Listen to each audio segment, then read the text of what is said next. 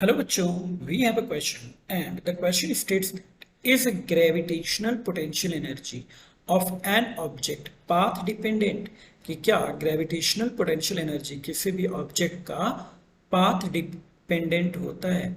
तो सबसे पहले हम देखेंगे यहाँ पे की कॉन्सेप्ट जो हम यूज करने वाले हैं। तो बच्चों यहाँ पे जो की कॉन्सेप्ट हम यूज करेंगे वो होगा ग्रेविटेशनल पोटेंशियल एनर्जी का। ग्रेविटेशनल पोटेंशियल एनर्जी, तो ये क्या होती है? ये होती है energy acquired due to change in height. Height में जब कोई चेंज आएगा तो वहां पे जो एनर्जी एक्वायर होगी उसको हम बोलेंगे ग्रेविटेशनल पोटेंशियल एनर्जी। अब हमें ये पता करना है कि ये पाथ डिपेंडेंट होगा या नहीं।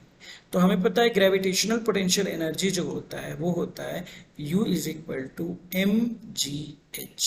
ये फॉर्मूला यूज होता है ग्रेविटेशनल पोटेंशियल एनर्जी को फाइंड आउट करने के लिए। तो सपोज जैसे हम यहाँ पे दो पाथ मान के चलते हैं। ओके, मान लो कि एक ऑब्जेक्ट है जो यहाँ पे है अभी, ठीक है, एट पॉइंट यहाँ पे है, और अभी इसका जो हाइट है वो मान लो यहाँ से यहाँ तक क्या है, कुछ हाइट था।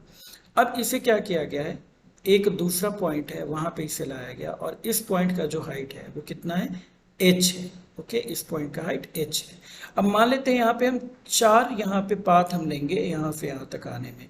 तो एक पहला पाथ हमारा एक स्ट्रेट लाइन हो जाएगा, मान लो ये पाथ कवर हो रहा है, दूसरा मान लो ये पाथ कवर हो रहा है, और तीसरा माना कि हमने ऑब्जेक्ट को कुछ ऐसे फेंका है और इस टाइम पे ऑब्जेक्ट की जो हाइट है वो h है।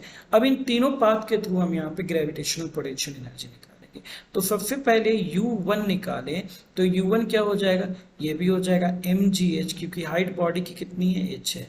U2 अगर निकालेंगे तो ये भी कितना हो जा रहा है, mgh ही होगा, और U3 भी निकालेंगे तो ये भी mgh होगा, क्योंकि बॉडी का जो हाइट है वो ग्राउंड से h है। इसका मतलब हम ये देख रहे हैं कि यहाँ पे कि U1 जो है वो इज इक्वल टू है U2 इज इक्वल टू है U3।